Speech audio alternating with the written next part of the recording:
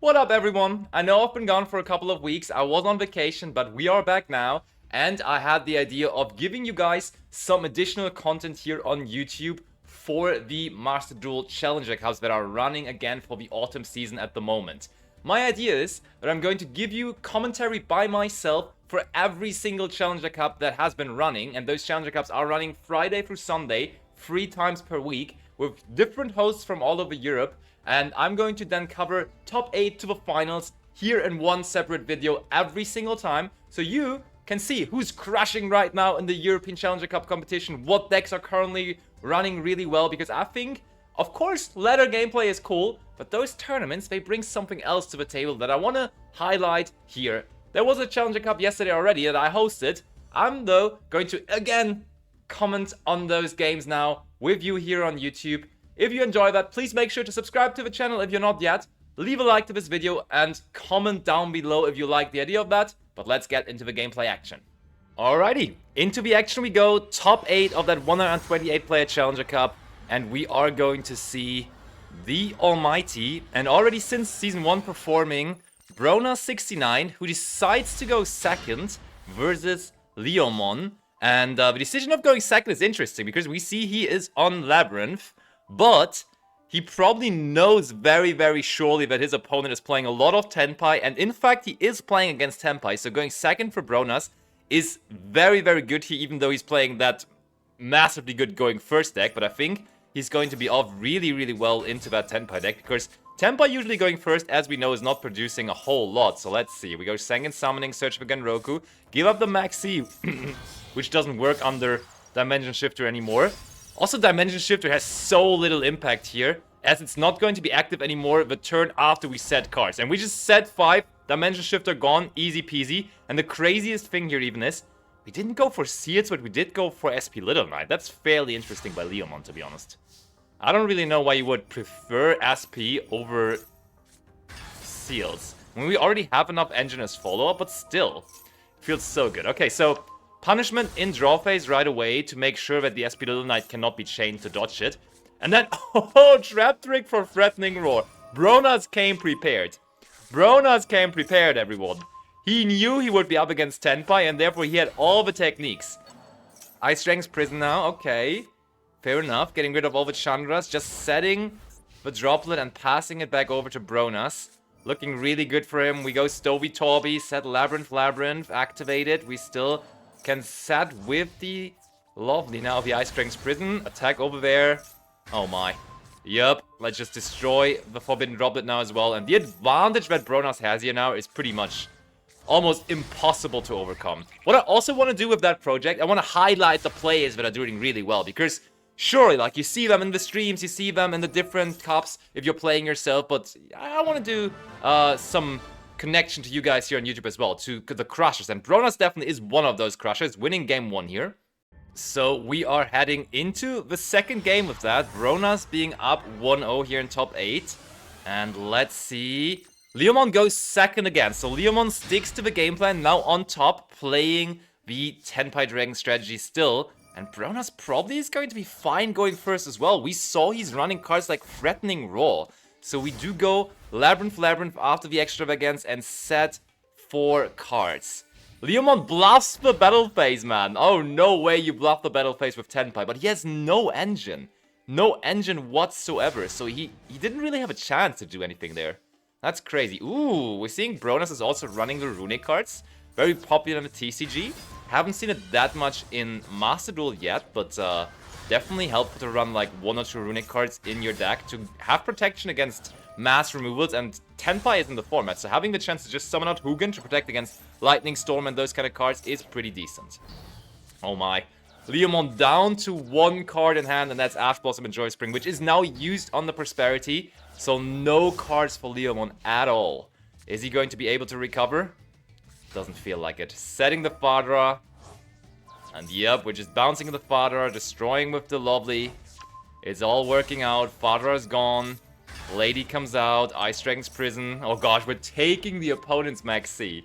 And also chaining the Lady, of course, to set Big Welcome Labyrinth. 1 set card left for Leomon, but I doubt it's going to withstand what Bronas is going to do here. Attack, attack, big welcome labyrinth. We chain the lady just in case, setting full force virus. Okay, okay. 2100 life points left for Leomon. Last hand card gone. 2-0. Bronas on to top 4. Going into top 4 now are we. And we're going to go to the other half of the bracket. And we see Fictinium, who's going first, versus Volcanos. And Fictinium, certainly not a stranger name. The winner of the Shadow Duelist mask, and also in the last season finally of the Challenger Cups, in the summer season, he came in 2nd place. So Fictinium all around, a big crusher, and someone still relying on the Fire King Snake Eye deck, which I think is still very, very, very powerful, especially into Tenpai. And we see he is up against Tenpai here from Volcanos.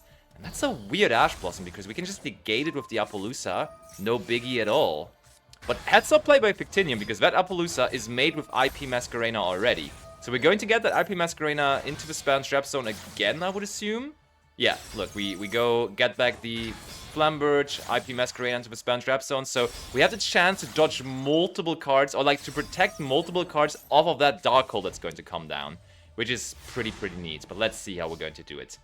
Going over to Volcanos, he draws Crossout Designator, starting off with the Dark Hole, bringing out the IP, sure, they all go down, but we do get to summon out the 2 Snake Eye monsters, and yeah, Volcanos sees there is no way of coming back. Okay, 1-0 to Fictinium, to the Crusher himself.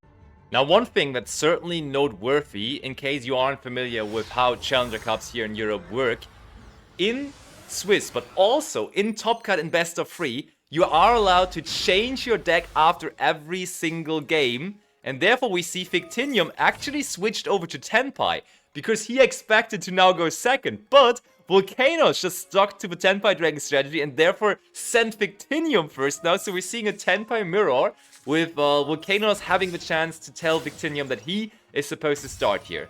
And Fictinium starts with the good old reliable Hieratic Seals. I like that a lot more. I like Hieratic Seals as an opener a lot more compared to SP Little Knight. And it's not just Hieratic Seals, we have a Sangan Kaiman set as well, and we immediately activate the Maxi here too. But Harpius Feather Duster from Volcanos to lead things off. We can chain the Kaiman to search Genroku, which is going to summon itself out now, sure. But that Dark Hole after does hurt. We're bouncing back the Pydra with the Seals. Seals summons out Fadra, brings back the Chandra, but there's Frost into Dark Hole number 2! Don't mind if I do, they're gone again. Sengen summoning, normal Pydra, search Sengen Kaiman, activate Sengen summoning, we Ash that. And we shortly after realize that's still over. 1-1 it is between these two here in top 4. Heading into the 3rd game here. And it's going to be interesting for the mind games. Fictinium, is he going to play Tenpai again? Is he going to go back to Snake Eye Fire King? Is Volcanos just playing the same deck all the way around? No! Oh, I like that. I like the idea of Volcanos. I think Volcanos assumed, hey, I played Tenpai twice. Now, finally, Fictinium is going to send me first, and so I'm playing pure Kashtira. Guess what? Fictinium still goes first with his Fire King Snake Eye deck, and he's going to be pretty fine with that, as Snake Eye Ash has just hit the field. Searching Poplar, Poplar Effect, summons out, grabs the Temple. Temple places Oak into the Spell and Trap Zone. We use Ash to summon out Flamberge. Here comes Sunlight Wolf. Oh my, we ashed the Maxi, meaning we can now retrieve the Ash Blossom and Joy Spring to our hand through the Sunlight Wolf again. That's massive. Doodle Chimera, alright. Activate Fire King Island, sure. Garunix coming down. Doodle Chimera, activating to get back the Ash to our hand, and also the Garunix summons out, of course. Destroying the Avatar from our deck to bring back the Doodle Chimera. Linkuriboh joining the party, that's usually... Okay, we don't go Decode, we don't go Heat Soul yet. But we do go for Amlo Whale here with a couple of extra steps. Avatar into the Spell and Trap Zone with the Flamberge, IP Massacre. Now that's a fantastic setup with another Imperm set as well. That's massive. Oh, another Rise Heart return for Volcanos. Oh no. The holy trinity of triple Rise Heart. I don't know whether that's going to do it for him. Cross out for the Imperm, sure, but we're also chaining the IP to go into Aspi, getting rid of the good old Planet Pathfinder, and it's just 3 normal summons left, so Fictinium moving on to the finals as per usual, crushing with his Fire King Snake Eye, but also his Tenpai deck. And now, for the finals of this cup, for all the glory, we are getting to meet Bronas again, who we already featured for top 8. And now it's, of course, Victinium versus Bronas. Victinium goes first. Yo, okay, for game 1, that's interesting cards in there. Anti-Spell Fragrance, but besides that, quite a brick. But I mean, Anti-Spell Fragrance versus 6 spell cards still is probably going to be quite nice. And Bronas, as per usual, he's always a fan of mixing different engines in one deck. And he brought a Striker Snake. I would say this is Snake Eye. Probably Striker Snake Eye, but that's pretty interesting. Against this singular card, it's not very good though. But does Victinium draw a legitimate play? He doesn't really. He has to pass again. And there is a Lightning Storm face down. That Lightning Storm is going to clear here. Boom. Okay, Chaining Crossout on Called by the Grave. Alright, so we want our Ash and our Maxi to resolve. Bonfire immediately gets ashed and there's no more play. Bonfire is once per turn. We're setting Engage, man. My favorite card of all time. Let's go. Okay, over to Victinium. He needs a play. He does find a play. Drawing a card that he wants to destroy with the island now. Destroying the Kirin effect. Brings out the Garunix. Destroys the Engage, so it doesn't... It leaves them with no plays, man. Battle phase with these two. 6,000 points of damage. Dangerous 2k life points now for Bronas. Do a little Chimera pass. And do we find something here?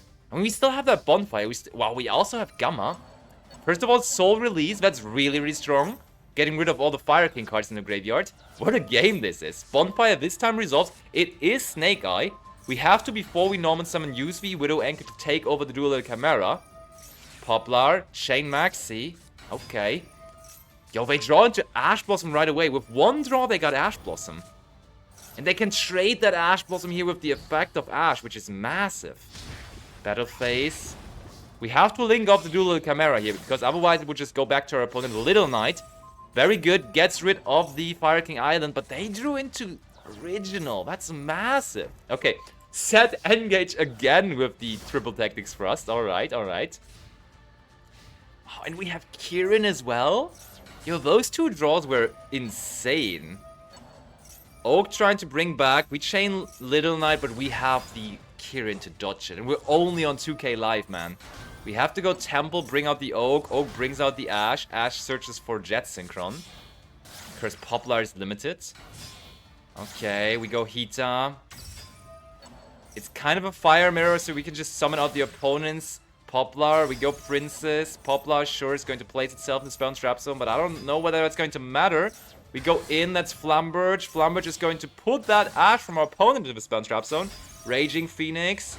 We're bringing back 2 level 1s. There is Visilantis. What a crazy game. I didn't see Victinium actually ending up winning this. After that Lightning Storm, I thought it's done. But this actually is just game, right? We just bring back the Princess. We just bring back the Raging Phoenix.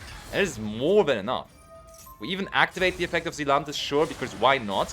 But boom, this is the game. 1-0 to Victinium. Whew, what a start to this final. I like that. Give me some more of that. And of course, we are going to get some more of that as game 2 is on our hands. And we see that, ooh, we're sticking to the game plan. Oh man, Victinium, whenever he picked Tenpai, he got punished for it because Bronas just goes second again. Drawing that beautiful driver there in his opening hand. So it's Tenpai versus, I would assume, just probably the same deck. Just probably still going second, Snake Eye, Strikers. Okay, we go Seals, set Imperm, set Sengenkaimen. Having Cherries in hand here, sure. That's an interesting tech, by the way. Haven't seen this one in a while. Okay, we decide not to call by the Seals because we don't really care about that. And we want our opponent to have a monster so that our Frost is able to search instead of setting. I like it. We didn't need to call by the Sealed Sphere. We can save it for something coming from the hand, maybe. Okay. We bring out Kagari through the drones. Kagari adds back the Engage, but no, we are going to prevent that with the Imperm. Original now, showing the opponent that yes, it's still the Snake Eye cards in there as well. Ash, search Poplar, Poplar effect, grabs the Field Spell. We gotta activate that, put Oak into the Spell and Trap Zone, send that alongside the Ash to bring out the Flamberge. Baiting out the Genroku here, summoning out Pydra, searching Sengenkaimen. Phoenix is now going to bait out the last card that is unknown there on the field. which turns out to be Sengen Kaiman. Oh, and immediately chaining... I mean, it wasn't necessarily needed to chain it there, but sure, why not? And, we searched Genroku, right? Yeah, so they are also going to be able to get that Genroku onto the field. And now the cherries, because we have less monsters, but there is the Cult by the Grave. I told you, we can just wait for it. We can wait for something, and we waited for this exactly. We know the Sengen Summoning, we know the Sengen Kaiman, so Bronas has all the information in the world, and can now just safely, as Victinium did in the last game, go for a Zealandus OTK, and Victinium knows as he just did it himself, so 1-1, we are going to have a third game here in this finals. So, as we love to say, as professional casters, it all came down to this one. Game number 3 of the finals, Victinium versus Bronas. And, yo, Bronas made a crazy call.